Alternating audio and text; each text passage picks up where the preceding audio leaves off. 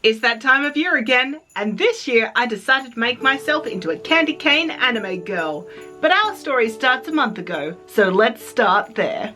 My dress form has been empty for far too long, so let's make her a new cosplay. And yes, I'm wearing new pajamas, thanks for noticing. So for this project, I have decided to take on this beautiful design by Sunset Dragon. She is the peppermint candy cane girl that was released firstly to patrons back in 2020 and then released afterwards to the public. I have loved her since I first saw her, and I am 100% going to make her. This breaks a few different rules for me. Number one, I told myself that I would never make more than one Sunset Dragon design in a year. Here we go. Number two, I'm giving myself 3 to 4 weeks to make this. In my experience, Sunset Dragon designs take a lot longer than 3 to 4 weeks, but here we go. I will be doing a few cheats, like, you know, it's not going to be absolutely perfect. She's not entering into any competitions. Like, she's being made for fun and because I like the design, and there's a few things that I want to try out on her. Number 3, more ombre dyeing, which means that every single project, bar Mario, but that was like made in a day, fever dream sort of situation, but every outfit for this year, the 4 outfits that I've made this year, all of them have involved dyeing. Number 4, it's a pinkish cosplay, and I realized that I cannot go a year without making a pink cosplay because this is who I am. And number 5, she's gotta be a scrap epic. That's right, I'm using fabrics that I have in my stash. I've pulled some fabrics. So here is the fabric. I also have this synthetic red dye. I don't even know what I bought this for. It may have been for red. I don't know.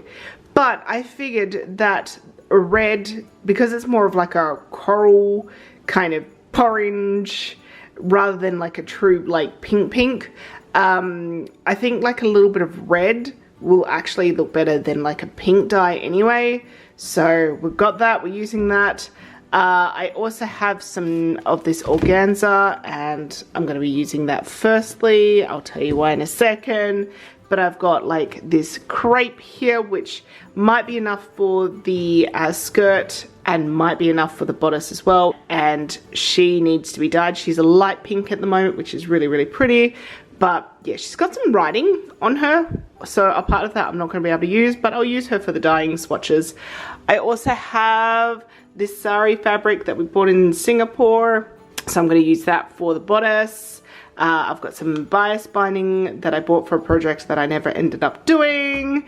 I have a little bit of a remnant of this like kind of goldy fabric, but it's gold with red, and I was like, perfect, this is your time to be used. I've got this little bit of ribbon that I actually bought at a swap meet this weekend, and there's just enough here to do the neck, I think, and that along with like 5 other of these was like 50 cents, so yay, not throwing out stuff. And then I also bought this on the weekend as well. I don't know if I'm going to use it. This is for the bodice. This one is from the sewing basket, I believe. I've had it for a while, so I'm excited to use it. It's a beautiful shantung, so both of these are shantings. So like, just in short, I'm just going to be playing around a lot with this outfit. Like a lot with this outfit. There's some things in here that I am just trying for the first time, but I'm excited to try them. I'm not making everything because I don't think that that is the best use of my time, especially given that it's such a short period of time. So I am using my red shoes from Red Riding Hood, another Sunset Dragon design. And I am also using this red beret as the hat, because she wears like a little hat, and it's really cute, and it's just a little simple like that. I am getting a few things that are coming to me hopefully before the end of this month. It's currently November, but it could be here as late as the 6th of December. I really hope they ship it out soon. So I'm getting a wig that I will need to like do some coloring to, and I have bought the stockings, so they are not identical, but they are close enough. The very first thing that I'm going to be working on is I'm gonna make a little petticoat. So I'm gonna take one of these rolls of 25 meter, 29 centimeter rolls of this organza, and I'm gonna see if I can make like a cute little petticoat, nothing too crazy, out of like one roll. And that's gonna be my main job for today because I haven't made a petticoat in a long while and I feel like this could be a good challenge. There we are, I'm a little ballerina. So I've done it without a lining and you can certainly see through it, except for the band where there is a lot of the pink organza. It is feeling really quite fluffy and thick, which is so nice. It's really cute. Like, look at all those layers. Look at those layers. They're so cute. I've never made a petticoat quite this short before. This is definitely a mini petticoat. Yeah, it holds up pretty good, because especially because it's got the thicker band in the middle. So that is kind of like, it's almost like a fabric hoop without there being a hoop there, obviously. I think I'm going to do the mock-up of the skirt and just have a little bit of a look at that and how much that weighs, and when I put it on, how much it deflates the skirt. Like if it pushes it all the way in, I'm going to need something to kind of lift it back out. Oh yeah, and I have decided that I am going to make a tutorial out of this. I've been filming the whole way through. So yeah, that's probably already up by now. So check that out. Link and stuff down below, up the top, you know, all that good stuff. It's cute. All right, part one done. Woohoo! All right, so here we are. It's quite a look, I know. So I've got the mock-up in the calico and it's really cute. It's very short. It's very short, but it's hitting me where it's meant to be hitting me as per the reference image. So the petticoat is actually holding up quite nicely, and in fact I don't want it any more puffy than this, because as soon as we get any more puff we are going to run the risk of this becoming an incident. I think it's not quite as puffy at the end, but I do need to take off some of the weight at the ends with the scalloped hem. Yeah, but overall the length is pretty good. It just needs to be like a tad shorter with the scallops. So I'm gonna do that now. I'm gonna pan it out and then I'll come back and show you what it looks like with the scallops. Sorry, the lighting is very bad, but the mock-up for the skirt is now done. I've put the scallops in. They look very cute. It's giving me Sakura card captor vibes at the moment, and I think that with the candy canes and everything that look really cute. I feel like when this is on me the petticoat is further down than what it's happening here. Here is the first mock-up of the bodice. It's nothing like it should look like, but that's because I just wanted a blank canvas to kind of start off with. Things that I've got to do first is I just have to kind of fix the side, because like that's weird, but also I want to draw in where this dart should go all the way up, because at the moment it's just like a weird kind of pleat thing. I want to pull up here because it's a bit big. I do need to take in the back as well, because I've also got another kind of pleat thing happening in the back, which is just gross.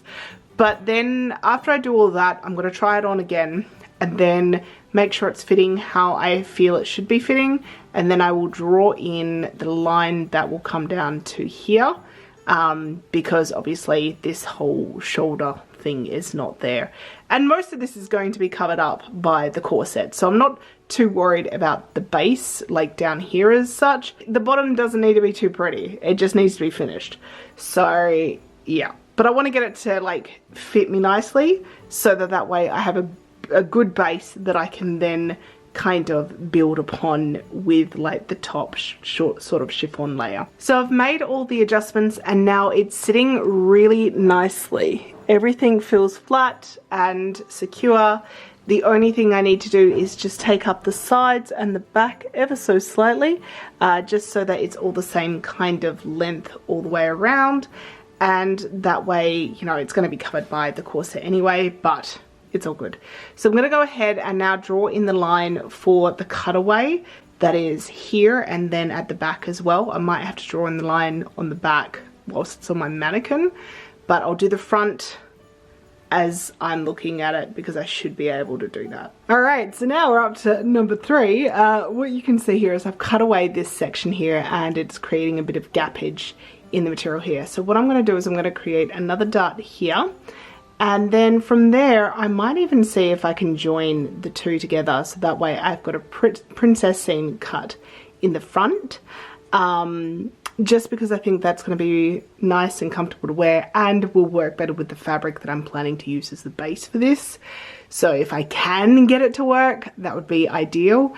And then after that, I'll need to see if this will need to be taken up again. This is why we do mock-ups, because you need to see how the design actually plays out, and your fabric will change as you're manipulating it. So always do mock-ups. So I've pinned it. I'm going to take it off and make it a lot smoother. This is really bunching up weirdly, and this is a weird line, but it's as close as I can get it while I'm like this. So I'm going to take it off and let's figure this one out. And here we go. I think this is mock-up number 4. I actually don't know anymore, but I have changed the seam lines. Now I have got this like princess cut, or something that resembles more of a princess cut now in the front, and I think that it's like much more comfortable to wear than what I had previously. It's a little looser on the waist, but honestly I'm not too upset about that, because like I said, this is going to be covered by a corset, so if it's a little bit loose, oh well, such is life, it's going to be tucked in anyway. I just need to like take it in like ½ centimeter here, like just cut that away, and that will give more of a smooth kind of line at the front. So yeah, I think this is the base that we'll be using for the top, and of course this will be in like the crepe fabric, and then I'll have the chiffon kind of on top that I'll need to kind of hand stitch into place, because it's like a gathered effect. It's very different to what I would normally wear in terms of a top. I will not be able to wear this bra. I will need to, you know, get like a strapless bra and wear that. So yeah, but overall it's not going anywhere. It feels secure. I definitely wanted to make sure that the neck was secure. That's probably why I've left like 2 centimeters up here, just so that way, you know, it's not gonna rip and come undone or anything like that. In the reference image it does look like it's just like the neck itself, the ruffle is what's keeping it together. I just want to give myself a little bit more support, and with all the chiffon that's happening in that area, I think it will look fine. Here is the mock-up for the corset, at least the first version. It is too big. I put some extra like centimeters on this because like I made my Toph one so it was like super snatched, where this one I just want to be a bit more comfortable, you know, I just want to be a little bit more comfortable, but I added too much centimeters. I think what I'll do is I'll take in the back slightly, because I did design this so that the side seams were actually forward. So I think what I'll do is I'll take in the back just to bring that more to proper side seams. I've gone ahead and taken in the back by about 3 centimeters, I think it's like 3 each side. I added a lot of centimeters. So now it's fitting a lot more snug, and with the boning it will be a lot more kind of flat. The only thing is I think I will need to put a boning channel here, but I won't do it as a seam for the bodice. I think what I'll do is I will just add the boning channel separately to like the lining layer and interlining layers, and just put that boning there just to kind of hold this shape up, because it does have like a dome that goes up. Good times. So that is all of the stuff that I needed to mock up, I believe. I'm feeling good. It's coming along nicely, which is great, but I've got a lot of work ahead of me. Good morning. So it is the next day. The mock up is still, you know, together. This morning I'm going to go ahead and rip the pieces out for especially the bodice and also the skirt, even though there's really only one seam in the skirt, and cut out the pieces of my base fabric. Then I am going to ombre dye. Yay! So here's the thing. It's not even 10 o'clock in the morning and it's already 31 degrees Celsius. It's getting up to 39 degrees Celsius today, which is about 100 degrees Fahrenheit. I'm going to be needing to do dye samples and then ombre dye and like literally stand over the top of a boiling pot of water. I make choices. They're not always good, but here we go. I have finished cutting everything out and it was close. So I have scraps left over that I can use to do the dye test on, which is good because I am going to have to do dye testing. Always do dye testing.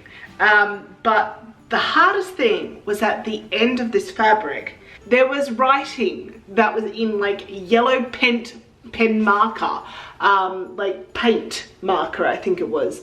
And I tried to cut around it as much as possible, but in the end, I actually cut a little bit onto the fabric, and unfortunately, it is at the top. However, it is on the back piece, and it's just up here. Most of this is going to be hidden within the seam lines, so I'm hoping that most of that will be covered, and there will be the layer of chiffon over the top as well, which is quite dense, and I'm guessing like gathering there will be quite dense as well. The other thing I did was with the skirt, although I have patterned it out so that it's got the scallops, I actually cut it a little bit bigger, and I just cut it with a sort of straight kind of line, so I didn't do the scallops yet. And the reason being for that is we know that circle skirts drop, and I'm still gonna dye it. I'm still gonna dye it now, but I want to let it hang while it's drying, and then after that I will cut it closer and put the scallops in at that point in time, but that's the plan. So I managed to get everything that I wanted to out of that scrap piece of fabric, so yay, I feel good. I've used the entire piece of fabric for that. And for those who are interested, this is all I have left of the fabric that I pulled out from my stash to cut out the skirt and the bodice with. So I don't know why, but this makes me so happy. It makes me happy that I'm using fabric rather than just buying more fabric. I used what I had in my stash, and it wasn't a very big piece of fabric that I've managed to do this with. You can probably hear my cooker going off because yeah, I'm burning all of the stuff. And now we are here to do a dye test, and I learnt from Toph. And also Bridgerton, Penelope, doing Penelope as well. So I've learned a lot about dyeing this year. So I am going to do it in 10 seconds, 30 seconds, 1 minute, 2 minutes, 3 minutes, and 5 minutes. So I've got 6 tester pieces. I am going to wet them before I put them in. I'm going to get my timer started. I do need to put the dye in, so I am using the Racing Red in synthetic. This is 100% synthetic. I have just done a burn test. It melted like there was no tomorrow. It melted like the Wicked Witch of the West. Okay, so I'm going to pour this in, give it a good stir. So this is the first color dye test, and the good news is that it's in the right color shades, which I'm really, really happy about. The bad news is that it doesn't take the dye quickly enough, because frankly I don't want to be holding fabric over a boiling hot pot of water for like half an hour. So like this is like the lightest color that I need. What I've done is I've just poured the rest of the bottle into the dye pot. I gave it a good stir. It's all dissolving now. So I'm going to do another dye set with the same kind of timing, and hopefully the color will take a lot better. Here we have the new batch of color, and you can see it's taking the dye a lot quicker to like come into the fabric. So this is 5 minutes. This is pretty much the darkest that I want to go.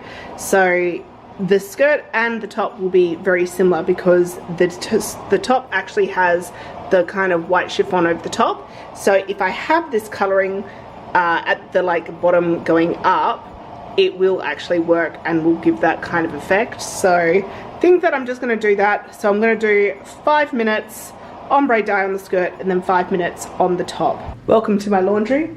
So here are the pieces now dyed and hanging out. There are a few splotches up the top of the skirt, but you know what? It is what it is. It's absolutely fine. I will put the big one at the back so it's covered by the bow, but it's all good. That's how you know it's handmade. I'm really happy with the gradient dye. I think it turned out really, really nicely. So just to remind, that is what the fabric started out as, and yes, that's what we've got it gradient dyed as. Look at that gradient dye. I'm so happy with this gradient dye. So much. It honestly took me so much less time than what it took me to do Toph. Partly because like the pieces are not as like big, and just also I think because I've gone through the absolute hell which is Toph's pants, I learned a lot. The top looks super dark, but I did that on purpose because the chiffon that I'm putting over the top of it is not super sheer, but I really like the chiffon and I want to use it. So I needed to make it a little bit darker just so you get that little bit of pink coming through it.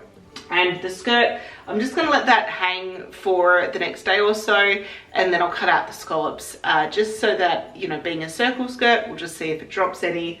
But overall, really happy with that.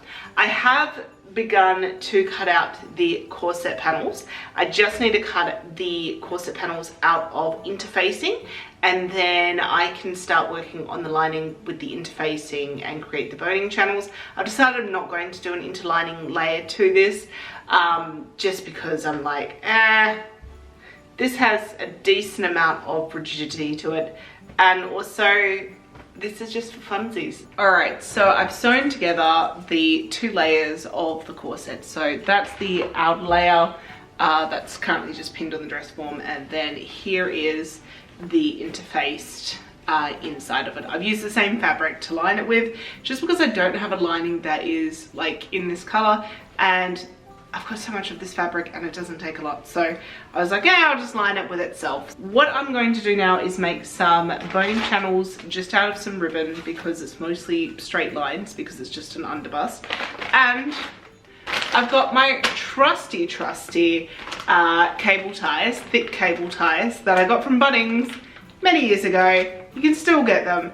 If you want a cheap alternative to boning, plastic boning, that's really easy to get your hands on, and for a corset, I've used zip ties in a lot of different kind of bodices and corsets. So I'm gonna go ahead, measure up what I need, figure out all the placements, because they're obviously on the seams, but I also want 1 in the center and I need 2 in the back. But I need to leave enough room to allow for the zipper to be put in there as well. Oh, the other thing is worth noting is if you are going to be doing a corset like I'm doing, where there is a seam at the top and seam at the bottom, like there's no bias binding to like hide the edges, so it's kind of like you have to like turn it out like a big sock or something, and make sure that you leave the seam allowance, but also you leave some extra as well. And it could feel like you're putting a very small amount of boning in, but trust me, take an extra centimeter off what you are going to do for the seam allowance as well, and seam allowance on both sides. The boning is now in the channels that I have created. The next step will be actually to connect the outer layer to the lining layer, and I will go ahead and just do that at the top and the bottom, leaving the sides free, and like I said before, creating like a sock and then pulling it right side out. The corset is done. So here she is, she's on, very easy to get on and off, which is great. She's just a really good fit. But yeah, that's how she looks. So I've gone ahead and I've kept the corset off the mannequin. I've also taken off the back piece of the bodice, and I've kind of lowered down the skirt a little bit to allow it to still drop, but you know, keep it away from the bodice. So I've pinned this taut against the mannequin, and the mannequin is roughly my size and my shape, so should it work. And what I'm going to do now is I'm going to grab my chiffon, which has this beautiful like iridescent strip through it, which I'm going to figure out how much fabric I roughly need. I'm guessing about a length this big, so there's a bit extra below and a bit extra above. So once I have my piece of chiffon, what I'm going to do is I'm going to start from the center and work out. And the reason being is because the neck part is where it's like most densely like gathered, and then it kind of flows out. And the reason why I'm doing this in 2 separate pieces, or rather 3, because the back pieces are 2 different pieces, is I want to keep the side seams free, so that I can get everything tacked onto the individual kind of like front piece and back pieces, and then connect them, just so that everything is very, very like connected, and it's all very enclosed, I suppose. So I've just gone and done the bottom half of this side, and I've done fully across the top. And you know what, for a first attempt of this type of draping on a bodice, I'm not too upset by that. I'm pretty happy with that. So I finished pinning everything, and I've chucked the corset on just so I can step back and kind of have a look at it, and I'm really happy with it. It's not perfect, but I'm really, really happy with it. And I can see that although I'm a beginner at this technique, I've made the start, and I can't wait to keep on like figuring this out and using it in the future as well. And just like overall, this just, yes, this is starting to look like that, which I'm very excited about. I will go ahead and hand sew all of the pleats down on the top, the bottom and the sides, and essentially cut away the excess. Yay! Oh, I'm so happy. It looks really good, and I really, really love how there's like a little bit of a shimmer. I'm not sure if the camera's picking it up. There it is. The shimmer of like the metallic thread in the chiffon. So I've got my 3 pieces all kind of like done with all of the like little gathers all hand sewn down to the base fabric. So I'm going to run it through the overlocker on all the edges, just to kind of lock in all of those edges and just make sure that it doesn't fray either of the fabrics, because they do both fray. And I thought while I'm at it, I would also prepare the ruffle that goes around the neck. So I've just cut a 10 centimeter, or, you know, if you're American, 4 inches worth of fabric, folded it over, and I'm going to overlock the edge. So this will have a seam allowance of 1.5 centimeters that will go into the neck, and that will be good. The bodice is now complete. Well, sort of. I'm still going to get the sleeves on with the fur, which is still coming to me, and the peppermint, and I still need to put the zip on the back, in the back should I say. And yeah, but the main bulk of the bodice is now done, and I have got the ribbon on. So this is the stash ribbon that I got from that event, and it was like 50 cents for this ribbon and like a few other colors. So yeah, it was just enough. I think maybe I could have done with like an extra little bit, just so I could have made the bow a little bit more full, but I think it's cute. I am feeling very tired today. Anyway, I thought that I would do something today, and considering that the skirt has been hanging for probably about 2 or 3 days at this point, I think that it's probably hung as much as it can hang. So I'm going to go ahead and I'm going to cut out the scallops and cut up a back seam. There we are. The skirt is all laid out. You can really see the gradient tie when it's laid out flat, but this is exactly why you let circle skirts hang. So this is on the bias, and just this particular part of the bias has just dropped you know, a good almost inch there, and there's a little bit of droppage on the other side, not as much. There, she's cut. That's me done for today. Good morning, welcome to another day. So I've got this zip here, which was in my stash, and I need to make it a lot shorter than what it is, because this will be the back zipper for the skirt. It's absolutely, you know, well, almost the perfect coloring for the top of the skirt. I need to do up the back seam, and then I need to create a stencil. Right, I have a stencil, sort of. I need to transfer it onto cardboard so it's a little bit more, you know, durable, I think. But, my goodness, this took so much longer. I mean, I know I'm not an artist. My printer's currently not working, so I had to draw it out by hand. I drew it out 3 different times. The first time just looked real weird. Second time looked so schmick, but when I held it up against the dress or the skirt, it was just far too big. So I retook some measurements, and I realized that my scallops are like bigger than what the image shows, but also they look right on like my sized body, and like between that and like the distance between like the waist and the edge of the skirt, the canes were just not proportionally correct. So I found a happy medium, and so they're about 10 centimeters tall. It's still a little bit bigger than what the reference image says, but honestly, I'm not fussed. I'm really not fussed at this point in time.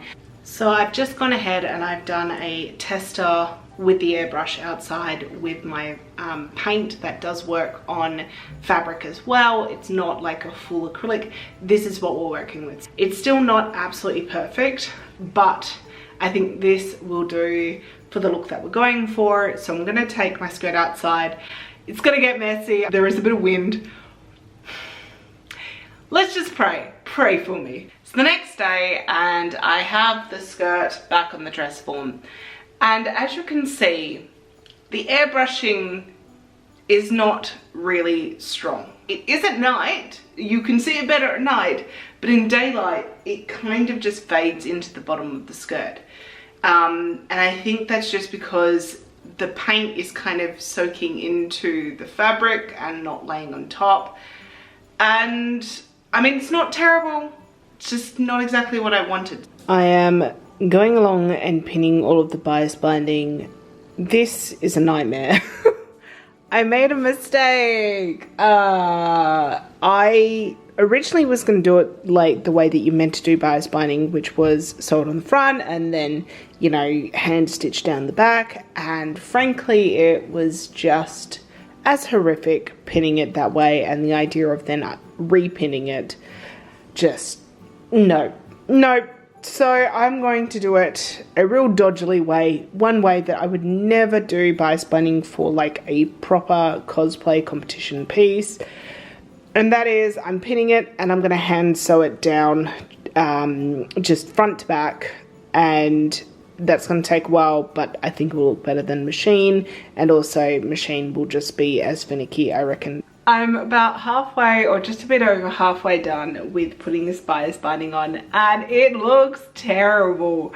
This is not my proudest works, but you know what, I'm just gonna keep on going, get it done, because this is not a competition piece. This is just me having fun, trying new things, seeing what works and seeing what doesn't work.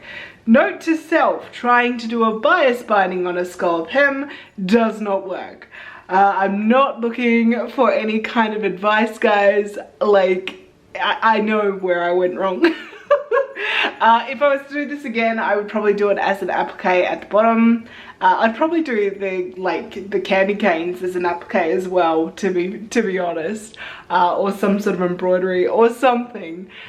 This skirt, I thought it was going to be like the easiest part of the cosplay. No it isn't. But you know what?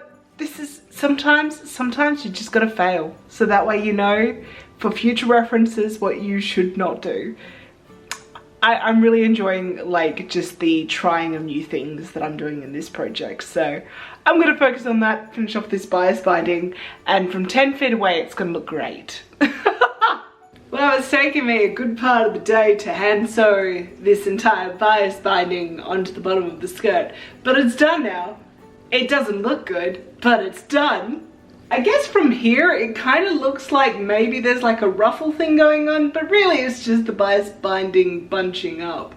So this was a fail, but I've learned something. So yay. This is probably the worst thing that I've made. Like the worst thing I've done as a seamstress in many years. If this was a competition piece, I would probably just like take it all off and I would do like an applique and everything like this, because it's really not up to the standard that I personally like. That's why I'm not even showing you up close at this point, because no doubt you'll see it at the end. Good morning, it is time to work on the bows. The back bow is the biggest one, so I'm going to do that one first. I do know that the base bow, I've done like rough measurements based on what, you know, it looks like on the reference image versus my body. As we know, proportions are slightly different, but the bow kind of width should be about 50 centimeters, so 19.5 inches, which is going to be like out here, but realistically it does get a little bit smaller. And then width-wise, going lengthwise, height-wise, I think it's going to be about 25 centimeters. So that's like here.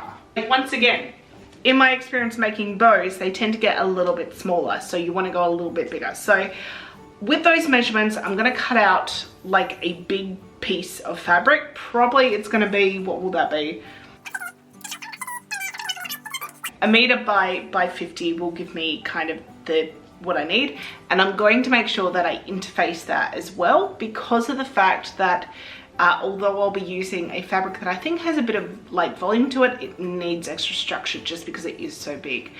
All right, so here is the bow. So it is a little bit droopy. So what I'm going to do is I'm going to stitch it up on one side, and then on the other side I'm going to have some press studs. So I'll probably do like 2 press studs, one here and then one up here, and then I'll stitch it here and here, and so that way I can get in and out of the corset, and I've got a nice bow, because it is still holding its shape quite nicely. It's just a little bit droopy. But like the taffeta is just the perfect fabric for this, because it does look like that kind of Christmas bow, looking a little bit plastic. It's working. So polyester taffeta working its magic. Ta-da! The gold bow is done. So there we go. I've got the pitchfork tails all sewn and put onto the back there, and I think it looks really pretty. It looks like a big gold ribbon on a Christmas present. I'm working on the front bow now, and I've got the base down. So this took 2 goes. I did something stupid the first time, and I cut it as 2 separate pieces rather than 1 long piece. It will work so much better as 1 long piece, so we've got a better like stable base for like the ribbon bow thing that will be coming out of the center. So I recut it, and then I used like interfacing on both sides to give that a really good base, and then I used the 2 pieces that I cut previously, made them smaller, like thinner, and then those are going to be the tail. So that's all done. I've also made some gold bias binding. I'm a little bit scared to use bias binding after my experiences yesterday with the skirt, but we're just going to push through it, and I'm going to try and bias bind all around this in gold. So the base of the front bow is now complete with like the bias binding around the edges. Honestly, this project, I feel like bias binding is against me. It's not the neatest bias binding, but it's not the worst. So we're just gonna move on. It's fine. So at the moment it's all pinned because I figured it's gonna be easier to sew the kind of celebration ribbon bow thing to this rather than this and the corset. I need to figure out how I'm going to do this. I'm guessing what I'll need to do is create long kind of pieces of the gold fabric in like a ribbon type of context, and then it's going to be loops and sewing down. I'm going to do a quick YouTube search and see if there's any kind of tips or tricks in regards to making these types of ribbons. It's about 15 minutes later. I have watched a whole lot of YouTube videos, kind of figured out how to create something that will look like what I'm after. It's not going to be absolutely identical because I think that would involve a lot more steps, and I think that I just want to keep this simple because it's something completely new and different for me to create something like this, but it doesn't look too hard. So they're called pom-pom bows, I think. Essentially I'm going to make them 2 centimeters wide strips, so I need to create that out of the gold first, and then from there it will just be a matter of wrapping and a little bit of cutting and then a little bit of sewing and then a whole lot of pulling so that I create this look. And here is the finished front bow. Yay! As you can see, the bias binding is not my finest work, but the pom-pom bow looks so cool. I really like it, and it's a bit wacky, kind of like this cosplay. Alright, so I've got the zip in now in the back of the bodice. Took me a lot longer than I thought it would in terms of like just getting to it. And yeah, so the base top is now done. It's feeling very secure. It's hitting me literally just at the waist, which is fabulous. And I think what I'm going to do is I'm actually going to sew the skirt directly onto the base, like whip stitch it, just so that that way it pulls this down, but also kind of helps stabilize where the skirt is going to fall. I have just finished cutting out and sewing the first kind of bit of the bows for the stockings. This is where it's at. I'm just going to cut now to the finished look. There we go. Those are the two stocking bows. They just need the candy canes now. Alright, so it's a Sunday and I got a delivery. Woohoo! So my wig came in, so base wig I should say, so now I have to go through and colour everything. Also realised that when I put on the beret, I do need to put some sort of clip in the beret just to kind of keep it on my head, because with the buns it doesn't like actually connect to my head well and it keeps falling off. And I also got my fur, so that came in as well. So that means that I can go ahead and do the sleeves now and just like finish it. So I've got everything I need now, which is awesome, except for the prop, which is still coming but will be here sometime this week hopefully, and that's just a, you know, blow up big candy cane. Speaking of candy canes, I played around. I made this. So this is just my tester. It is foam clay, and what I did was I tried to do a little bit of a like color dye onto the foam clay. There's a little bit of bleeding, but that's just because it is red onto white.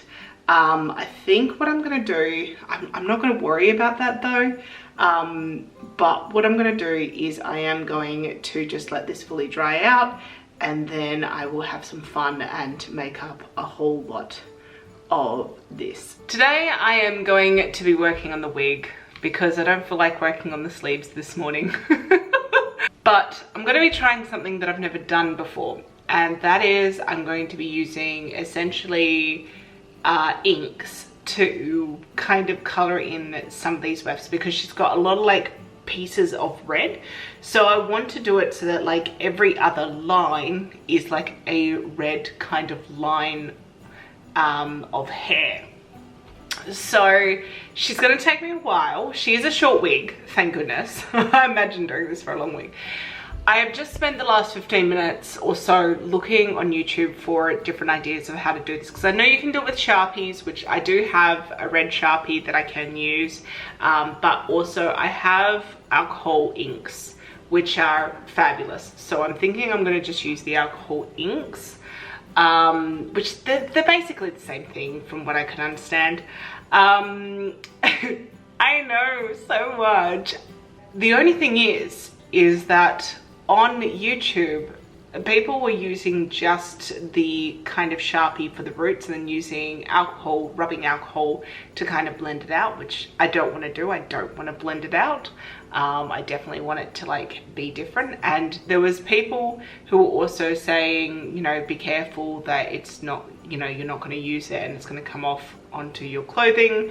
So, you know, with that in mind, I might just leave the like tiny section down here just plain white and just kind of bring it up from a little bit further. Not that you're really going to notice that much, to be fair.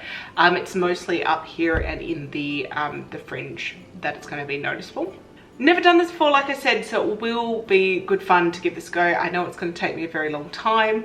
I'm just going to be using the marker. I'm not going to use any kind of rubbing alcohol because I'm not spraying it, and also I'm not blending it out.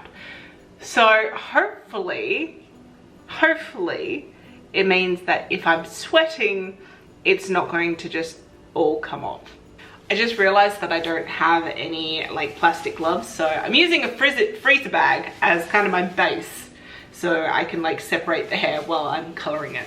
So that is one line done. It looks really cool. All right, Cool. All right, let's just keep on going and let's see what we can create. Ta-da! The wig has all been colored in and I'm really happy with how it's looking like.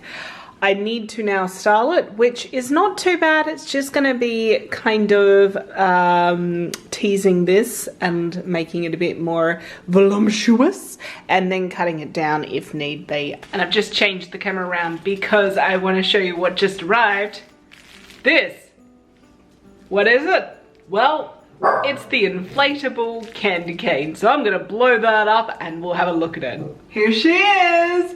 Is this not just the most perfect prop? Yeah, I'm very glad I didn't have to make the candy cane. I just decided to buy a blow-up one, and that way, when I'm done with it, I can take out the air and I can store it in a very small amount of space. Yeah, it's awesome. I love it. The wig is styled, so learned a few things. Firstly, the markers that I was using, they do come off, which is gonna be fun because I'm already sweating with this. I touched my neck and I've got a few red marks because I was styling the wig at the front and yeah, so I got red on my hands. I'm hoping that it's gonna set more over time and not mix as much as it has in the fringe. The reason why it's mixed in the fringe is because I had teased all of it together, hairsprayed it and ran my fingers through it a fair amount, and so it looks more pink now, just as a kind of in the front pink. I think around the rest of the wig and especially at the top, it's still got those kind of candy cane kind of stripes happening. Wig hair in mouth. Anyway, so I've gone ahead and I've cut the fringe, and just, I don't know why, but I tried to tease it, and this is a very thin wig to begin with. I'm very carefully figuring out where to place the hair because the hairline is quite far back where my hairline, in comparison to where my hairline is. And so my hair, although it's not necessarily a dark hair, it looks really dark underneath this white and red/pink kind of wig. So, I mean, it's covering mostly, but I'm just gonna have to be careful about that. That is what it looks like. I think it looks cute. It may not be perfect, but I got to try a new technique. I got to try out my new teasing comb. Wow, yeah, you can see the red has come off onto the comb as well. So I need to work on the candy canes and the peppermints, and I have done all the testing, so I'm just going to go ahead and do it as a little tutorial. So that will be its own separate video. I will link that up the top and down below for you to go and have a look if you're interested. But essentially I'm just going to cut this video straight to now it being completed. So the candy is now done. I'm just letting it set fully without any kind of complications whatsoever. I mean, they are set now. I can certainly feel that. I'm paranoid because foam clay in the past for me, the rocks for Toph, they took a week to dry, and that was very, very frustrating. If you watch that video, you will know. On to making the sleeves. So this is the last thing I need to make for this cosplay, and I have been putting it off. I just need to bite the bullet and do the thing. So what I'm going to do is I'm going to make a very long puff sleeve to begin with, and then essentially I'm just going to cut off the arm side up the top but leave underneath and just hope that it all works. I have a feeling it's not going to be that simple, but we can only hope, right? Ta-da! So here she is. She's got her sleeves in now, and they're pretty good. I've got, a decent amount of motion, except putting my arms straight up into the sky. But overall, pretty good. It is very cute. I feel very, very cute. I feel like a big kind of present. Overall, pretty happy. I still have to do the buttons and the bows for the socks. With the bows for the socks, I will be doing those on a brooch clip because, as you can see, the stockings are already starting to roll down. So what I'm going to do is I'm going to wear some dance tights underneath these. It's going to be so hot. I was like, yay, a nice summery Christmas outfit because Australia and 30 to 40 degree weather. Yay! No, I'm going to be basically covered from head to toe, except my shoulders are showing. How about that? And yeah, I think what I'm going to have to do is I'm going to have to clip the bow into, like, through the socks into the stockings to help it stay up. And I might need to do like a little safety pin at the back as well, or hand stitch it on the day to the stockings. But you know, otherwise I'll be pulling them up, and that's not the worst thing ever as well. But she's pretty much ready to go and have photos. All right, let's cut to that.